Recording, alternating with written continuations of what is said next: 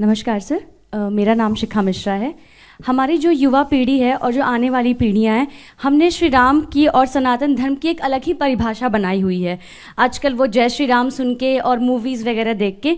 तो आपसे मैं जानना चाहूँगी कि हमारे लिए कौन सा सही तरीका होगा जिससे हम प्रभु राम को जान पाएँ जो प्रभु श्री राम हैं। देखिए, जो आपने बात कही वो सही बात है। मूवीज़ में एक इमेज बनी हुई है कि टीका लगाए, कंठी माला पहने और धोती कुर्ता पहने व्यक्ति विलेन ही होगा, ये तय मान लीजिएगा। और इतना ही नहीं, धर्माचार्य तो धूर्त होगा। इतना ही नहीं, प्रोफेसर मजाक का पार्ट होगा।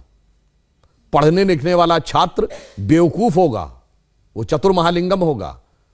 और क्लास बंक करने वाला इंटेलिजेंट होगा।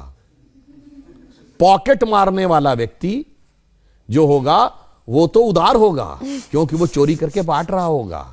ठीक। और जो बिजनेसमैन है या जो नौकरी कर रहा, वो बेवकूफ टाइप का दिखाया जाएगा, वो जिंदगी की दौड़ में पिछड़ता दिखाया जाएगा। अरे बहुत सारी चीजें दिमाग में भरी गई हैं फिल्मों में। ये बताइए, ये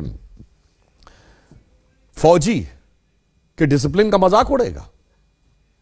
हर हिंदी फिल्म में साउथ इंडियन मजाक का पार्ट होगा। हम लोग के जन्म के आसपास के जमाने की फिल्म वो कौन सी थी, पड़ोसन, मास्टर पिल्लई, एक चतुर नार करके सिंगार, वो भी मजाक के पार्ट होंगे। और अभी इधर कौन सी फिल्म थी, इसमें खजाना खोजने के लिए जाते हैं, जिसमें वो कहता है कि गोवा तक पहुंचने के लिए कितना टाइम लगेगा। उसने कहा जब तक नाम बताऊंगा तो बता देगा, श्रीनिवास, वेंकटेश, फलाना, अय्यर, उसका ही मजाक। भाई ये क्या है, उत्तर दक्षिण में लड़ाना है। हर फिल्म में सरदार मजाक का पार्ट होगा। बहुत बड़ा षड्यंत्र था, ये एक लेफ्टिस्ट एजेंडा था। और इसमें मैं ये नहीं कह रहा हूं कि इस फिल्म वालों ने जान के किया है, वो तो बेचारे खुद भी नहीं जानते। उनका माइंडसेट ऐसा कि उसके टूल बन गए। तो नई पीढ़ी ने तो बहुत कुछ ऐसा ही देखा है और ये बड़े करीने से उसके दिमाग में बैठा दिया गया है। अरे भाई, हम लोग भी बच्चे थे तो ऐसी बात रहती थी, बाबा आ जाएगा, झोली बाबा पकड़ के ले जाएगा, तो मतलब वो दाढ़ी वाला बाबा ही झोली होगा। और मैं किसी के प्रति अवमानना नहीं करना चाहता, मगर एक बात बताइए, कभी किसी मौलवी को नेगेटिव रोल में दिखाया गया हो तो बताइए। इवन आतंकवाद वाली फिल्मों में भी उसको करेक्टर रोल में दिखाया जाएगा। यह सोचने की बात है। एक ही फिल्म में, अमिताभ बच्चन जी की फिल्म है 1970 के दशक की, जिसमें जब उनकी भाभी आती हैं और या मां अगर उनको प्रसाद देगी, मैं नहीं लेता ऐसा प्रसाद, मैं नहीं मानता ऐसे भगवान को जो गरीब का पेट नहीं भर सकता, उसी फिल्म में 786 का बिल्ला उनकी जान बचाता है और उसको यूं हाथ से लगा रखते हैं। सोचिए कैसे दिमागों में चीजें भरी गई हैं। इसलिए मैं युवा पीढ़ी से कहूंगा, इस जगत प्रपंच से बाहर निकलिए और ओरिजिनल अपने टेक्स्ट पढ़िए। विवेकानंद का साहित्य पढ़िए, स्वामी राम तीर्थ का साहित्य पढ़िए, श्री अरविंदो का साहित्य पढ़िए। गांधी जी ने जो बात ये बताएं, आप सब ने शनि की 7.5 वर्ड सुना होगा। ये 7.5 का मतलब क्या होता है? शनि एक राशि पे 2.5 साल रहता है और वो इतना शक्तिशाली, जिसे ढैया कहते हैं आप, एक उसकी इतना शक्तिशाली होता है कि एक राशि आगे और एक राशि पीछे तक इंपैक्ट रखता है। यानी कोई बहुत पावरफुल है तो उसका इंपैक्ट एक स्टेप आगे एक स्टेप पीछे, तो 2.5, 2.5, 2.5, 7.5। तो कहते हैं ना, पहली ढैया, दूसरी ढैया, तीसरी ढैया। 12 राशियां हैं तो टोटल कितना हुआ? 12 × 2.5, 30 years.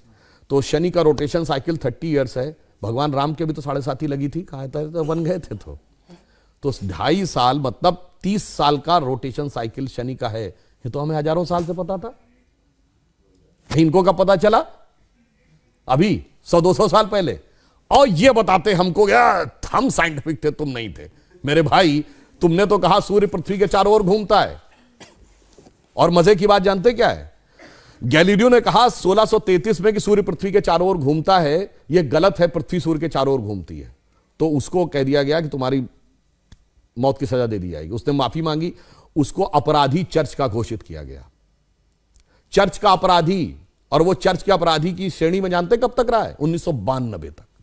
Pope John Paul II ने उसका नाम हटवाया।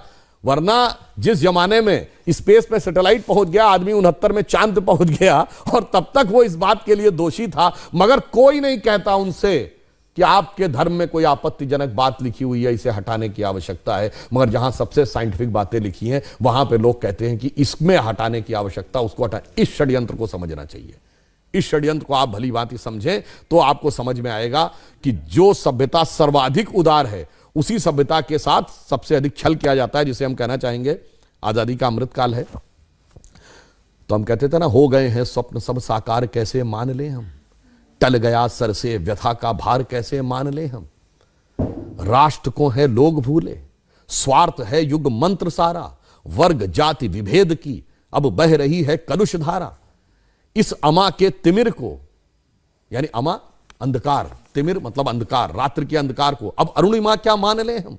टल गया सर से व्यथा का भार कैसे मान ले हम। और आगे की लाइन सुनिए, वो महत्वपूर्ण है। वेशवाणी तत्व दर्शन दूसरों से यह सभी ले, विकृति को हम ग्रहण करते निज प्रकृति को आज भूले। इस विदेशी नकल को अब अस्मिता क्या मान ले हम। हो गए हैं स्वप्न सब साकार कैसे मान ले हम। इसीलिए मोदी जी ने क्या कहा है, अमृत काल के जो 5 प्रण हैं उनमें पहला है भारत को विकसित राष्ट्र बनाना है, दूसरा है गुलामी की मानसिकता के हर प्रभाव से अपने को मुक्त करना है, और तीसरा है अपनी विरासत पे गर्व करना है। इसीलिए गुलामी की इस मानसिकता से बाहर निकलिए तो नया भारत दिखेगा, जिसके लिए हम कह सकते हैं कि स्वप्न देखा था कभी वो आज हर धड़कन में है और एक नया भारत बना।